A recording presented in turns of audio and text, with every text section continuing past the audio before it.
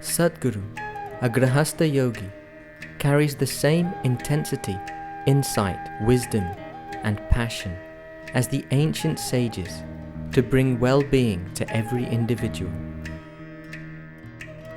A mystic, yogi, visionary humanitarian, and poet, Sadhguru is a spiritual master with a difference. Traversing seamlessly from the ancient to the ultra-modern, he bridges the gap between the known and the unknown, enabling all those who encounter him to explore and experience the deepest dimensions of life.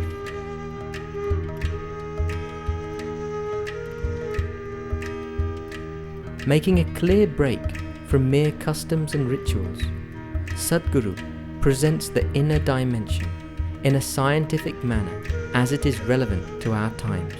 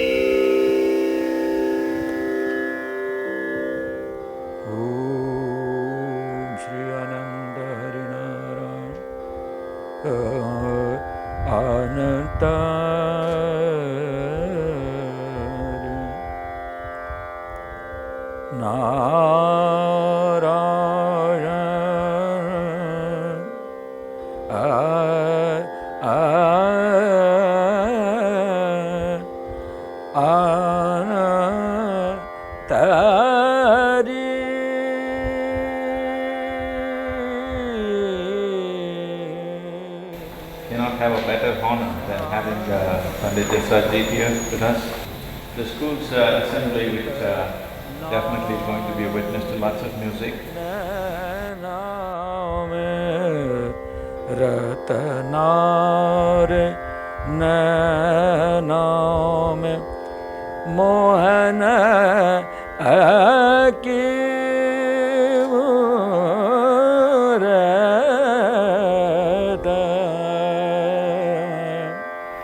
If there's anybody right now alive that we can relate to the embodiment of Hindustani music, it's definitely him. And he being here just for a school assembly hall is a real fortune for us. As in this culture, we do not see music as entertainment.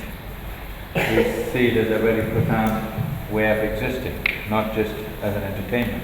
So it's always been our wish that should take this up as a serious pursuit in their life, and definitely the presence of Jasraj cannot be a better inspiration than this. The only reason why sometimes I have attempted to sing is not because of any knowledge of music or any kind of rhythm or melody in me, because of a singular quality, which is shamelessness.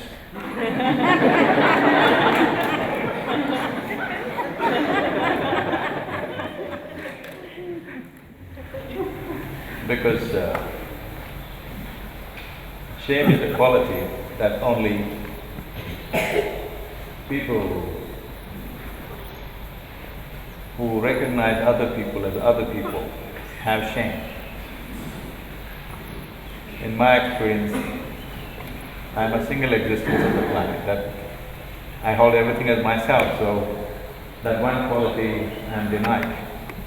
So I am alone always, so shame never came to me.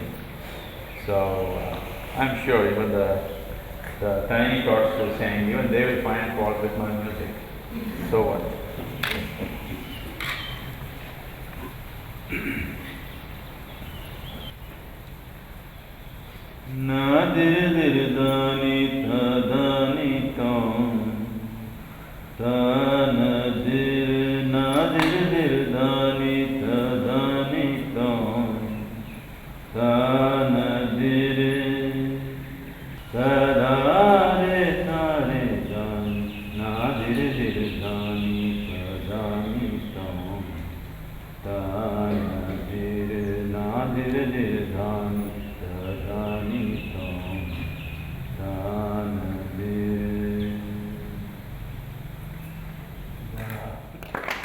दिन रनुमतवार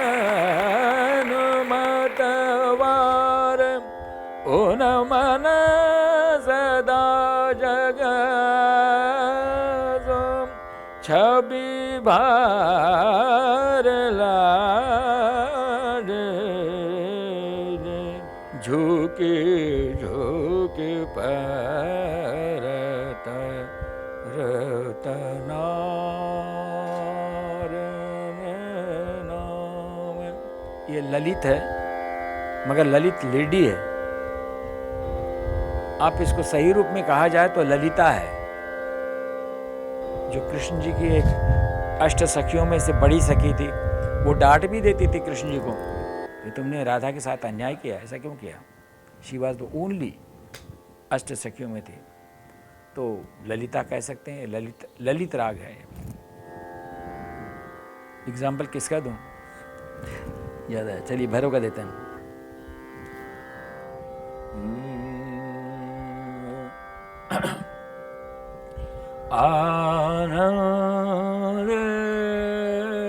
आनंदेश्वर अर्धनारी नटेश्वर आनंदेश्वर अर्धनारी नटेश्वर प्रणमो परमेश्वर आदिनाथ तू महेश आदिनाद तू गणेश भैरव सर्वभूतेश आनंदेश्वर काल काल महाकाल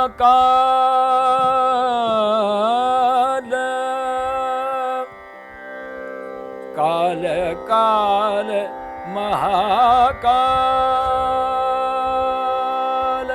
जटाजूट रुंडमाल कंठव्याल मुंडमाल त्रिशूल डमरू वर कपाल सुमेरत नर होत निहाल आनंदेश्वर। ये भैरव है।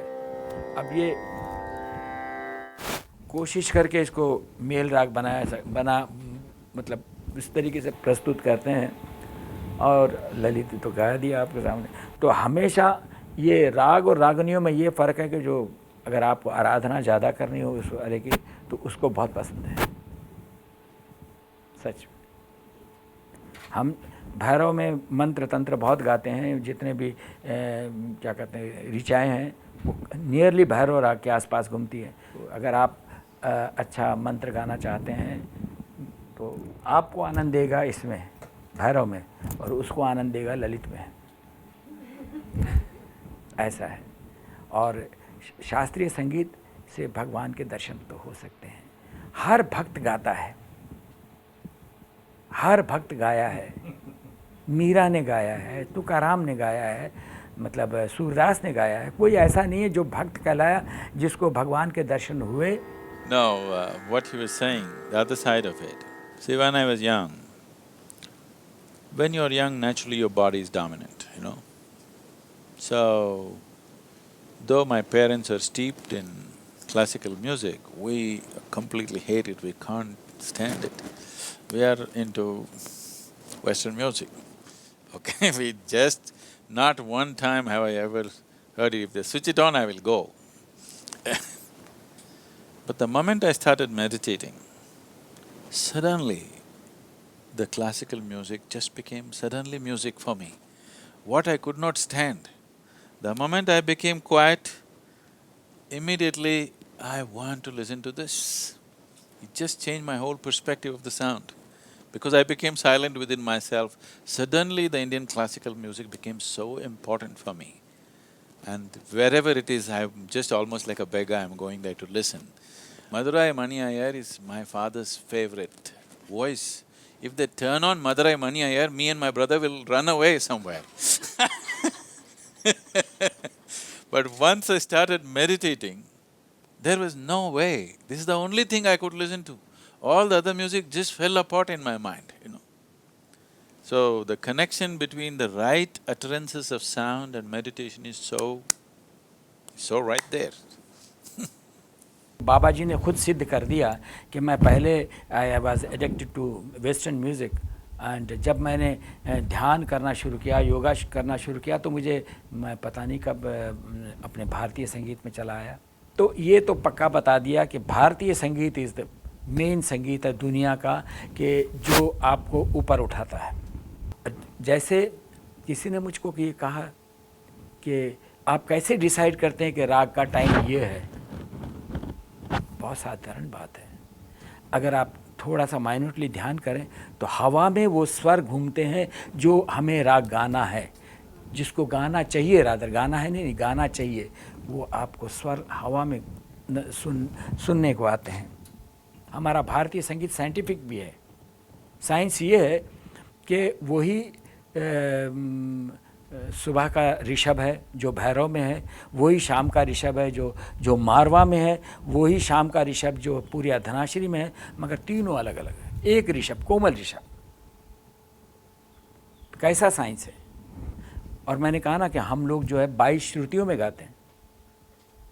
हर एक राग की श्रुति जो है अपने आप बनती है। जिसको अच्छी सही तालीम है उसको सही अपने आप बनती है। उसको सोचना या कहना नहीं पड़ेगा कि भाई ये देखिए मैं ये श्रुति गा रहा हूँ। अगर उसने कहा कि मैं ये श्रुति गा रहा हूँ तो वहीं खंडित, मतलब ध्यान खंडित होके और वो श्रुति यूँ हो जाएगी। तो हमारा शास्त्रीय संगीत तो आराम से भगवान तक ले जाता है, क्योंकि ये वेरी शॉर्टकट रूट है। और इसमें अगर आपकी कुछ योग शक्ति आपकी मिल जाए तो अद्वितीय हो जाती है, उसकी डबल शक्ति हो जाती है, आपको रॉकेट में बैठा के ले जाएगा।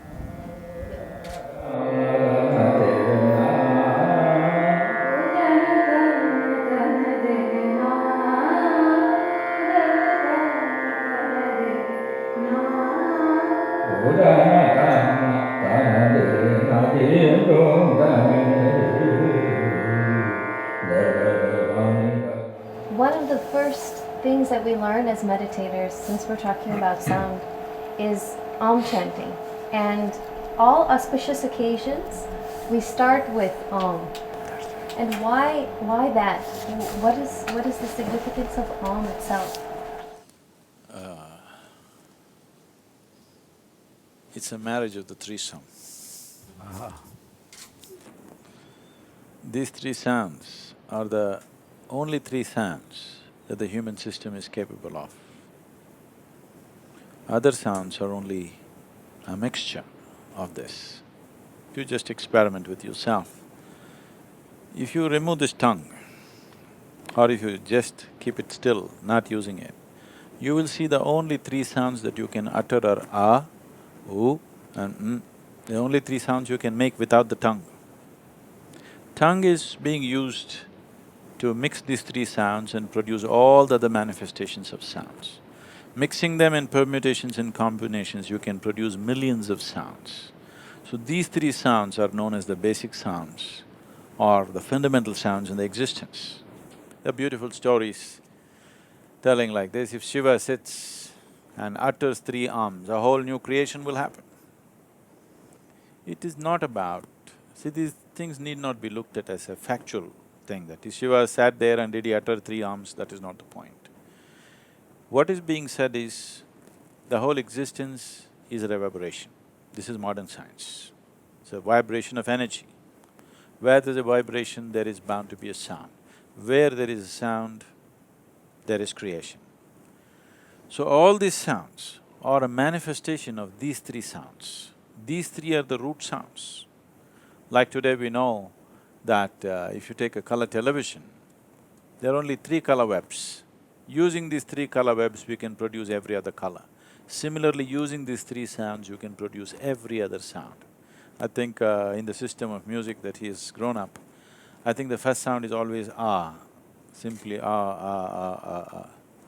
So in India, we have this thing that for children we teach the sound ah, that's why amma, appa, this one, that one, whatever, everything is ah because ah is the basic sound. And it's not in one language, across the world, everywhere sound ah is the basic sound. So these three sounds, if you utter them, they have different things happening in the body. These three sounds are the only three sounds that exist in the system naturally. All other sounds you can produce by mixing. If you utter these three sounds carefully, if you sit in a certain way and utter these three sounds, you will notice, if you utter ah, it carries the reverberation right across the body. It starts just about 3/4 of an inch below the navel and takes it right through the body, because this is the only place where in the energy system, as there is a physical body, there's an energy body. This energy body comprises of 72,000 nadis. These 72,000 nadis meet only at one place, that is just beneath the navel. So this is the maintenance center in the body, this is known as the Manipuraka in the yoga. This is the maintenance center. Even when you were in your mother's womb, your maintenance pipe was connected right here. So this is the sound ah. If you say ah, it spreads right across the body. These sounds have also been identified or ascribed to different forms of divinity. This is Vishnu's sound, his maintenance. You know, among the three forces of Brahma, Vishnu and Shiva, Brahma is the creator, Vishnu is the maintenance person, Shiva is the destroyer. These are three fundamental processes in creation. Sound ah is concerned with maintenance. So people who are seeking well-being start off ah. There are yogis who simply sit here and do nothing else, because they are not interested in that, they're just interested in destroying the limitations of who they are, nothing else. So, the nadis themselves carry reverberations. If you utter oo, the sounds will spread in a certain way. If you utter they spread in a different way. These three sounds are capable of touching all the 72,000 nadis. This is something, we have done it in a limited way, but we can explore this in a very big way. For every sound, we can make you conscious as to which part of the body touches. Which nadi will become active when you utter a certain sound. If you say, hey, what happens in the body? You know, very rudimentary sounds I'm using when you're meditating, I say, hey, that's all. I cannot sing like him. If I could, I would have done that for you, but because I cannot sing, I say, hey. Because every sound activates a certain dimension of your energy system. So these three sounds together, as a combination, activates the whole system, because these are the three fundamental sounds. All other sounds are a manifestation. Some very fabulous experiments on the laboratory level has been done these days. How these three sounds can actually produce every other sound. Three instruments producing these three sounds, other instruments which mix these sounds, just as your tongue is doing, it produces every other sound. There's one person in Chennai who's doing a phenomenal amount of research in this direction. So, sounds can be used for well-being, for health. Just uttering, I don't know if they've recognized that, but if he goes on singing many ragas, I will tell you, if you sing this raga, your blood pressure will go down. You understand? Right now, I don't know the names of the raga, I am completely ignorant of those things, but if he sings various ragas, I will tell you, this raga, if you sing, your blood pressure will go down right now. And you can check it. 15 minutes raga for the singer and the listener, your blood pressure will go down. Sare ga ma pa da ne da kama krodha ma da moha nivara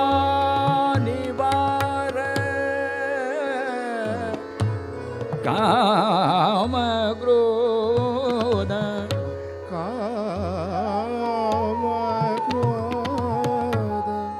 mad moha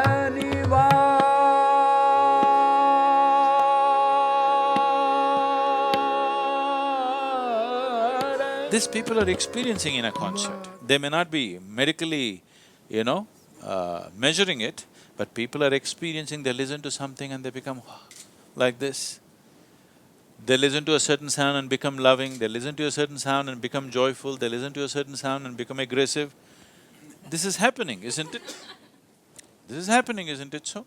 Sounds are creating not only emotions, they also are changing the very chemistry of your system.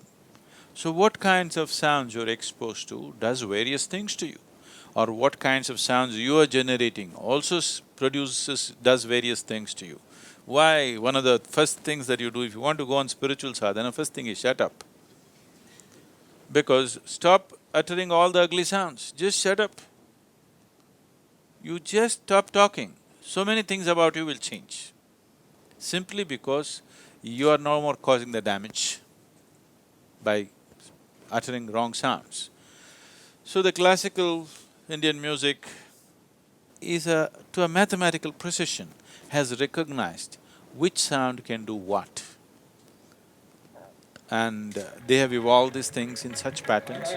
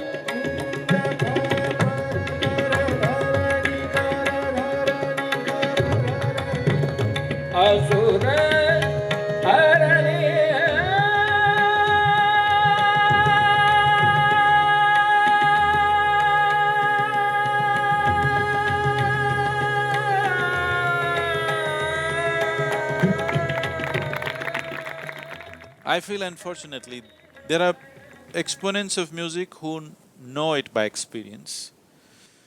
There are certain half-baked scientists who know something about the sounds and they know the benefits, they measured this and that.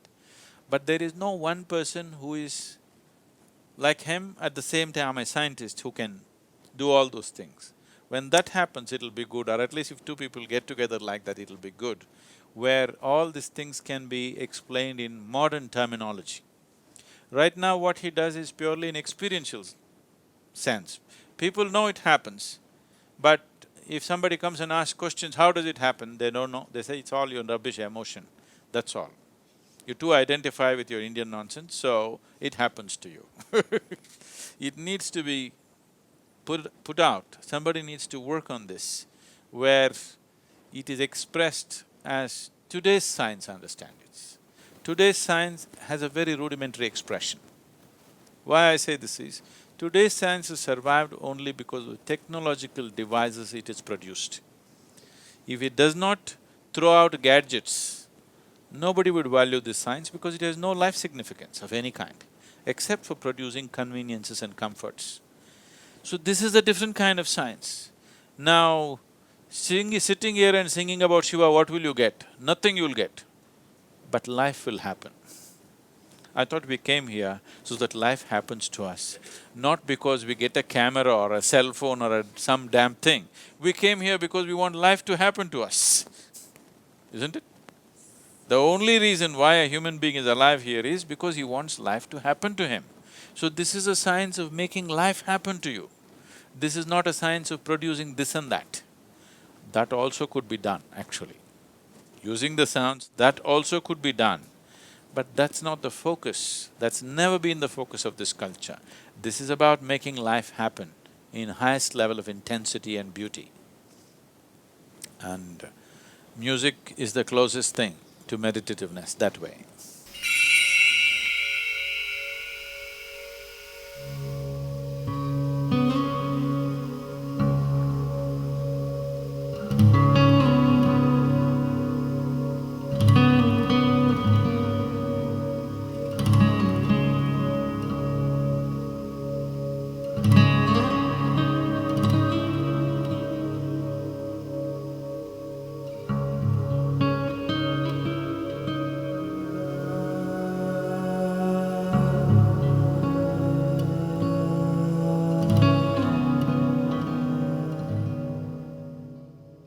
संगीत को हमेशा से भारत में योग का एक हिस्सा माना गया है, तो क्या आप ब्रह्म और योग को कैसे एक्सप्लेन करें? शुरुआत करते हैं, स्वर ही ब्रह्म है, यहाँ से शुरुआत होती है।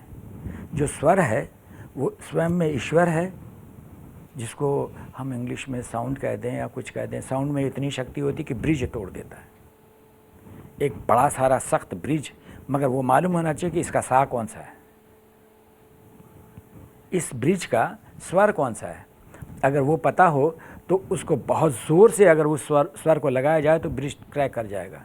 दो तानपुरे, एक तानपुरा मिलाते हैं, उसमें दोनों स्वर अगर एक साथ हो गए तो एक तार टूट जाएगा, उसके ऊपर रुक नहीं सकते। कोई गाने वाला अगर एकदम एक्यूरेसी, आप हमको पता ही नहीं चलता कि एक्यूरेसी क्या है, हम इतने करीब चले जाते हैं फिर भी वो एक्यूरेसी नहीं होती है, समझे। जो गाने वाला या सितार वादक या सरोद वादक बिल्कुल सुर में बजा रहा, कहीं हमें भी पता नहीं चल रहा है, मगर जब उसका एकदम एक सुर लग गया कि ये सुर में लग गया तो उसका भी तार टूटेगा। ये उसकी शक्ति को झेल नहीं सकता, मतलब ये उसके एकात्मकता को झेल नहीं सकता। जो ब्रिज तोड़ देता है, मेरे पिताजी हम अजमेर में गा रहे थे तो एक स्वर लगाया, सा जिस भी स्वर से गा रहे थे, सा लगाया तो छत फट गई। एग्जेजरेशन नहीं है, मैं कहता हूँ कि अगर सही सुर लग जाए, उस छत का वो स्वर था, फट गई। इसको कहेंगे कि आपके गाने से हो गया, उसके गाने से हो गया, उसके बजाने से हो गया, नहीं, वो स्वर की वजह से हुआ।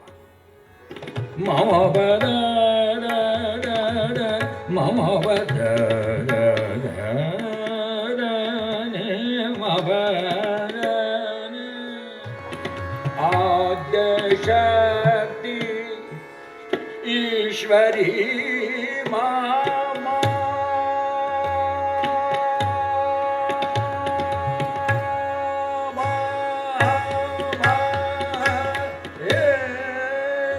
Sadhguru, can you explain how sound and science of yoga come together, or how sound and energy are connected?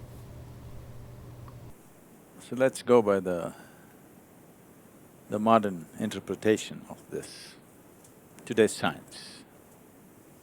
Today's science clearly, the established science, not the new age science. The established science clearly states that the whole existence is just a reverberation of energy. Where there's a vibration, there is bound to be a sound. So, the yogic culture always said the whole existence is just sound. The root of that sound is Shiva. Shiva means that which is not. That which is not means silence. So he is absolute silence. When he moved, there was sound. There's a very fabulous story about this, because this is a dialectical culture. Science is always expressed in the form of wonderful stories. When Shiva wanted to came to marry Parvati, Parvat Raj, being a king, a prominent king in the area, just about anybody who was somebody was there at the wedding, big wedding. They were all waiting for the groom, nobody had seen the groom. Then he came. He came with his ganas, who are all freaks and deformed beings. When we say deformed, we are saying deformed. It is just that they didn't look like us, that's all. His friends did not look like us for whatever reasons, I'll not go into that now. And they were Ganas and Yakshas, you know, we're doing the Yaksha festival today. And he himself was smeared in ash from head to toe, and he was in an inebriated condition. He came like this. Parvati's mother, Meena, saw Shiva. This is the groom? They said, yes, and she fainted. She couldn't imagine her daughter marrying someone like this. Then she was brought to consciousness and she could not be consoled. And Parvati went and requested Shiva, please, just for my mother's sake, you're okay with me the way you are, but for my mother's sake, take on a more beautiful form. So he looked at her with his drunken eyes and then he said, okay, and he became Sundaramurti. He became a very beautiful being. Then everybody said, okay, let the wedding go on. Then they sat down for the wedding, he simply sat still there, unmoving. Then when Parvati's… when the time came for the father to offer the bride, they took out the list, the family tree of the bride, the antecedents, her tradition, how the family, you know, everything. All her antecedents were spoken in great pride. Then they asked, okay, what about the groom? Where does he come from? Who are his parents? What are his antecedents? What is his family tree? He just sat still, didn't say anything. When Parvatraj was getting anxious, who is he? What is his parentage? He said nothing. Then nobody said anything, people started getting agitated that he has no parents, he has no parentage, what is this?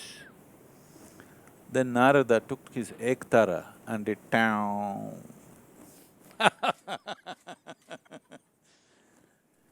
So, he is of silence, but if you have to know something about him, he's sound.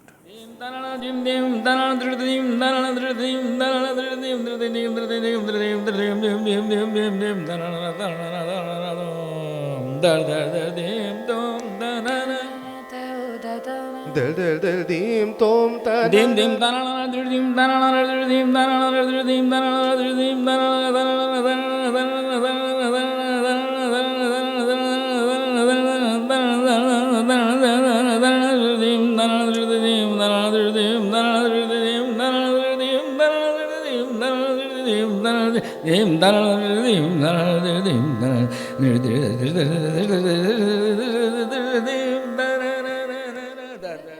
So, this story is not about a person, this is about the nature of the creation itself. From non-existence to existence, the first reverberation itself is a sound. This is not something that only we are talking about in the yogic culture, this is something that's recognized everywhere. Well, the Bible itself starts off like this. First there was a word and the word was with God and the word itself is God. Word is a human interpretation of a sound. Right now, I am only making sounds. You're making up the words because you assume you know English language. When he was talking, I'm sure Elizabeth was sitting there and it was just pure sound for her. There were no words for her. So sound is… you feel the words if you're chatty, all right? If you become very attentive, you'll feel the sound. If you become absolutely still, then you won't even feel the sound. Everything will be just one pure silence. And everything plays on the surface, but it's just there. Something else far bigger than the sound is just there. Now in the night, if you look up in the sky, you will see a whole cosmos out there, okay? Millions and millions of stars. But you see that only because your eyes are attuned in a certain way. But actually the largest presence out there is emptiness. It's the silence which rules the existence, nothingness which rules the existence. Sound and forms are a small happening. Today modern science goes about proving to you, I'm sure, every musician feels it in some way, If you feed any sound into an oscilloscope, which is a sound measuring instrument, depending upon its frequency, amplitude and other dimensions, it gives out a form. This is how the whole science of what is referred to as mantra, yantra, tantra has been developed. Mantra is a sound, a pure sound is mantra. A lot of the music that they're doing is pure mantra, no meaning, it's just sound. If you utter a sound, it gives out a form naturally. So if you observe carefully enough, every form is throwing out a certain sound. Based on this, in this culture, based on this, we created language. Language is not something made up for the sake of communication. Language is like the blueprint of the existence, that what kind of sound does this relate to? The corresponding sound is the name for this form. So if you master the sound, you have mastery over the form. So this whole science of wanting to use the sound as a passageway through the existence. Music is a beautiful way of doing it. There are other hard ways of doing it. Chanting. Chanting is a hard way of doing it, pure science. Music is a beautiful way of doing it. So, in terms of spiritual process, essentially spiritual process means you're trying to move from the dimension of physicality, which on a subtler level is sound or vibration, into a dimension of non-physical or a dimension which is vibrationless, soundless. Essentially, that is the journey that you're trying to make. Because a sound has a form has a limitation. Only the formless, only that which has no form can be limitless. That is what is being referred to as Shiva. Shiva means that which is not. He has no form, no shape, no dimension, no nothing, no qualities. Every other god and goddess, we describe them, ascribe certain qualities to them. He has no qualities. At the same time, he is many things. He is a yogi, he is an ascetic, he is a debaucher, he is a drunkard, he is alert, he is drunk, he is this and he is that, everything at the same time. This is just to beat the logical mind, because mind is always trying to establish, okay, what's the quality? No quality. He has no quality, because silence has no quality, formlessness has no quality. So, music is a good vehicle to transport yourself to that last point.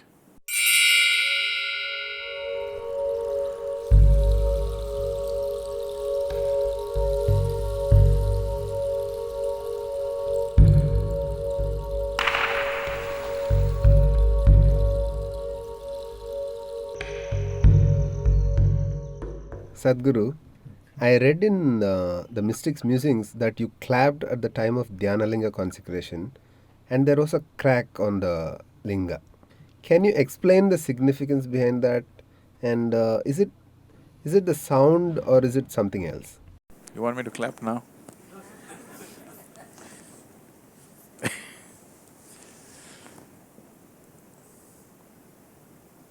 Now, that is not because of the sound.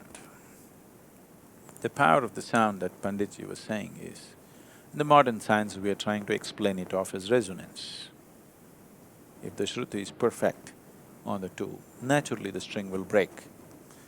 As you were saying, the bridge breaking up is a classic example in every textbook, you know. Two soldiers are walking and a bridge which can take tons of weight will collapse just because two men are walking in unison. It's a classic textbook example. So just about anything can be cracked with sheer sound, just by something like this. If two people just do this, if it is a perfect match, you can bring the building down. We don't produce perfect musicians in the school, okay? They'll bring down the building because being in absolute unison can create a certain energy where 1 + 1 is no more 2, 1 + 1 is a million. So, classical music when two people sing, Jugalbandi is never about two people singing together. They're always setting this thing, because the musicians who crafted this music are aware, or if two musicians are absolutely perfect, they could cause damage to the physical structure. People may just attain, their bodies may break, it is possible. The whole process that you see in the existence is from non-creation to creation, from unmanifest to manifest. But the other process is also happening. Today, cosmologists have recognized a whole galaxy will collapse into itself and become nothing. It'll become a black hole, it's nothingness. And nothingness is recognized as the most powerful space in the existence. Today they're beginning to call it dark energy and whatever else. So essentially, sound is a certain kind of… it is the first step into creation, from non-creation. But yoga is about uniting that which is creation and that which is non-creation. The word yoga means to unite. To uniting that which is creation. Creation means a limited form. It may be a planet, it may be a solar system, it may be a galaxy, but still a limited form. In our perspective, it may be large, we may think the universe is unlimited. That's our perspective. An ant thinks you're unlimited. Our perspective of what is size is from the size of who we are. You know, we are looking at something is large, something is small. Essentially, any form is a limited space. So, yoga means to unite that which is limited with that which is unlimited. So, what is a form? To make it formless. But at the same time, we don't want to lose our form, but we want to connect the limited with the unlimited. Yoga means, the other word is to yoke or to unite. So we want to yoke or unite the limited with the unlimited. We want to couple them in such a way that we have the experience of both. That is why we are teaching you Shambhavi. That means it's a twilight zone where creation and non-creation both happening at the same time within you. The process of creation is moving from unmanifest to manifest. But another dimension, which is even more important, is moving from manifest to unmanifest.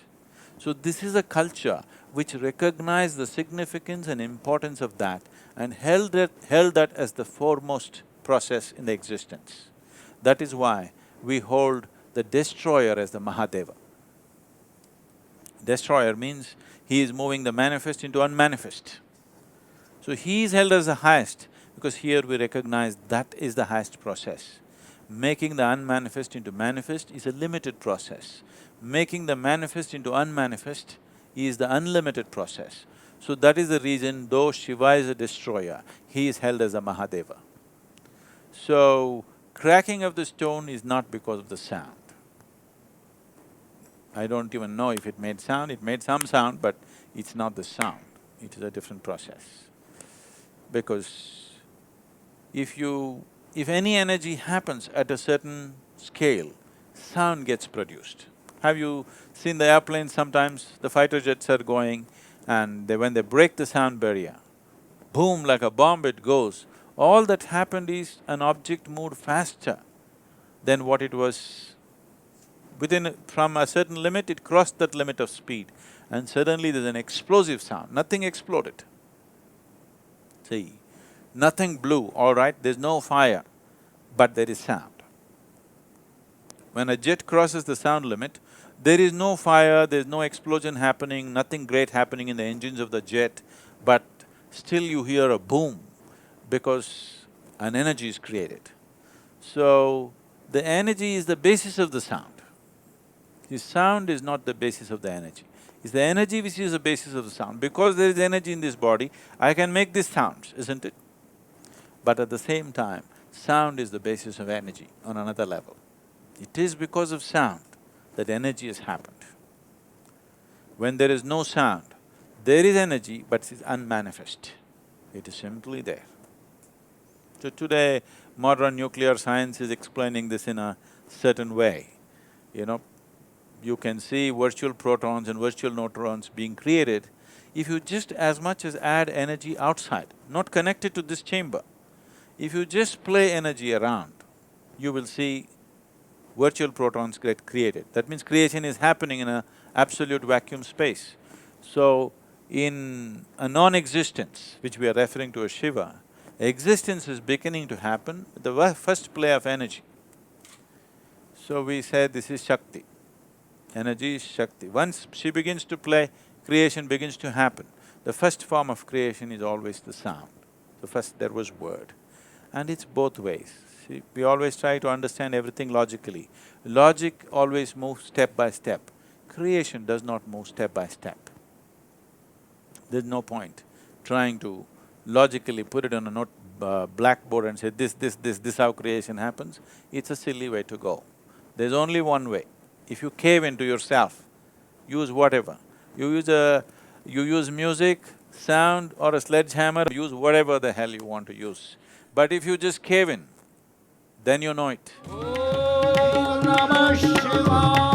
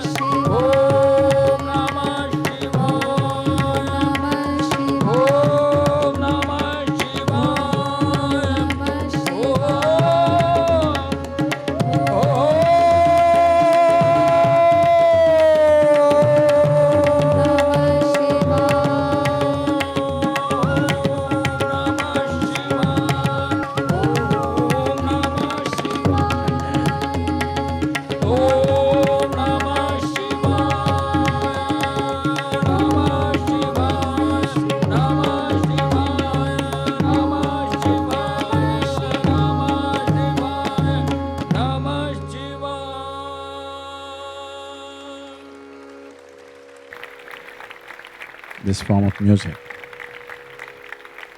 which is not an entertainment form, but more an exploration of walking you through creation, when possible, to touch the Creator.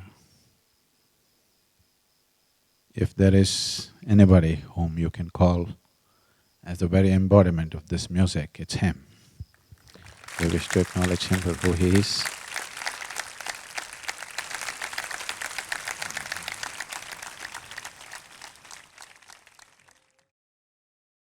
You are my perfect mirror, you show me what I'm not. In the endless pit of what once was me, layer and layer you peel off me.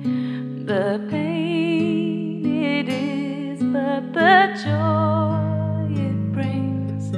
So thank you for showing me what I'm not, for showing me what I could be.